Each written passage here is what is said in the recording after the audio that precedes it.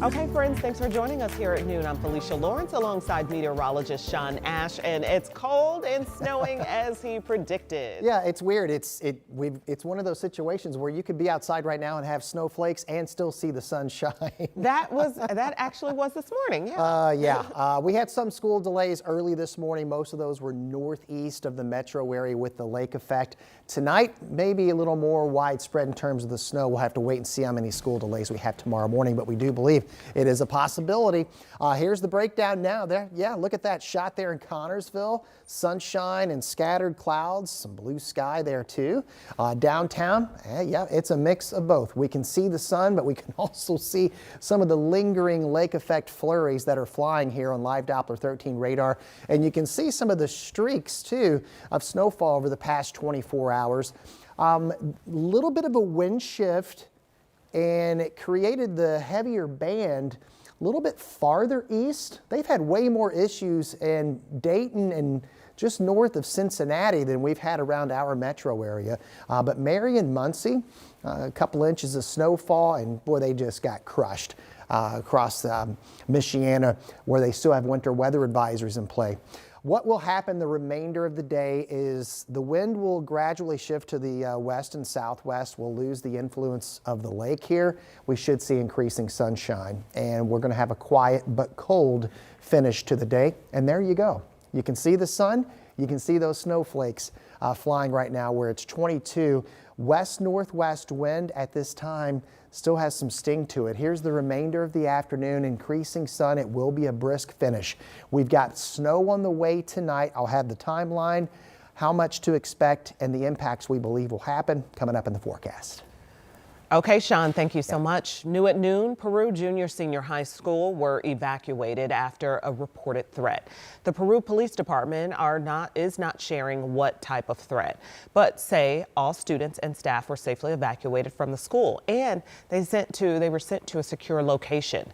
Now authorities are at the school's campus assessing the situation. Once we learn more, we will be sure to update you on air and online at WTHR.com. And a man is in critical condition this afternoon after being shot while playing cards on the city's east side. This happened around 2 this morning near Colorado Avenue, and that's near the Forest Manor area. Metro Police tell us they believe this was an accidental shooting. A witness says a gun was on a table during a card game and it went off while they were playing. Police did arrest a woman for her involvement. This investigation is still ongoing. And a woman is dead and a man is under arrest after a shooting on the south side. This happened around 9 o'clock last night at a home on Shelby Street near Thompson Avenue. Police say that woman died at the scene.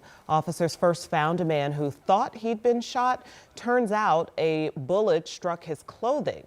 Another man in the house was not hurt. We're told this started as an argument among family members. Police are asking anyone with info to call IMPD or Crime Stoppers. Marion County prosecutors are taking a closer look at the murder cases they handled last year. Prosecutor Ryan Mears tells us out of 42 murder trials, all but 4 landed a conviction. They filed 86 new murder cases in Marion County last year. 26 of the suspects charged were teenagers. More than half of the new cases were people with no or non-violent criminal histories. Mears says most cases filed stem from disputes or revenge, and he called it an alarming trend. People are getting into arguments, people are getting into fights over dumb things. I mean, we literally had someone who lost their life over someone honking a horn. These are the types of incidents that too oftentimes result in gun violence. We have reached out to other counties in central Indiana to compare conviction rates. We will let you know when we hear back. Indiana Governor Mike Braun giving his second State of the State address before a joint session of the Indiana General Assembly. The governor telling Hoosiers the state of the state is strong. Our State House reporter Emily Longnecker was there for the speech. Governor Braun released his 2026 agenda, and much of his State of the State speech echoed that, with the governor saying that affordability would be his highest priority. In his second State of the State address, Governor Braun framed Indiana as a state that's strong and growing. We're growing double the rate of Illinois, double the rate of Ohio, triple Kentucky's rate, and 6 times the rate of Michigan's. That's something. The governor touted rising wages and growth he said was outpacing the national average. When it comes to the cost of living, Braun said he's focused on making life more affordable for Hoosiers in areas like housing, energy, and health care, announcing his support for several Republican-led bills to address those costs, including one on housing. Home prices have surged because we aren't building enough, and unnecessary regulations are driving up costs. Representative Doug Miller has a bill that will get government out of the way, make it easier for Hoosiers chasing the American dream to buy their own home. I support it 100%. If there were still any hard feelings left over from last month's redistricting defeat with the governor threatening to primary lawmakers who voted against it, Republican leadership in the House and Senate didn't show it. With regard to that, look, there's lots of hard things that happen in this place, and we are going to continue to come to work and do good work for Hoosiers. Democrats said the governor's focus on affordability was long overdue. Thank you for finally acknowledging it. Better late than never, because Hoosiers have been saying this for a long time. Democrats also criticized cuts to child care funding and reimbursement rates that left some child care centers closing and families on wait lists for help. Saying affordability matters is easy. Governing like it matters, and it's the test.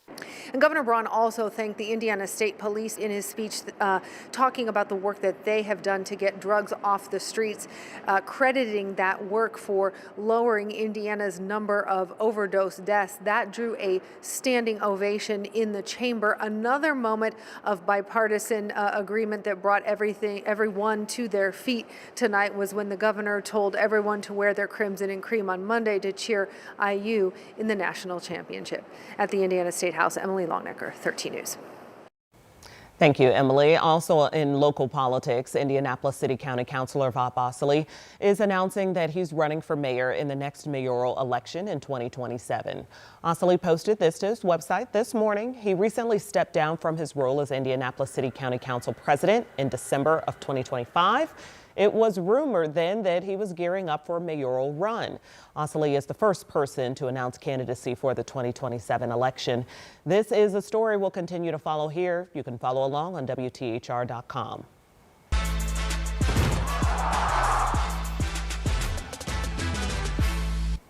And we are just a few days away until IU will be in Miami for the national championship game.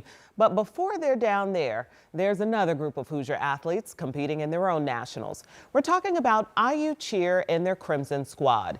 They are heading to Orlando to compete in UCA Nationals this weekend. The team tells us they will be performing a traditional routine, and this will show off Hoosier spirit and their squad, and they're taking the energy from the football season into it.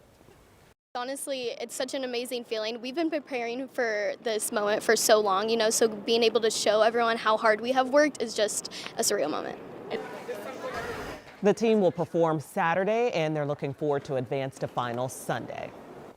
And listen to this, Monday's watch party at Assembly Hall may be at capacity, but you can swing by tonight to get a free rally towel. That's from 5 to 6:30 while supplies last. Last week's towel giveaway brought out a huge crowd. I'm always shocked how many people want to get that rally towel.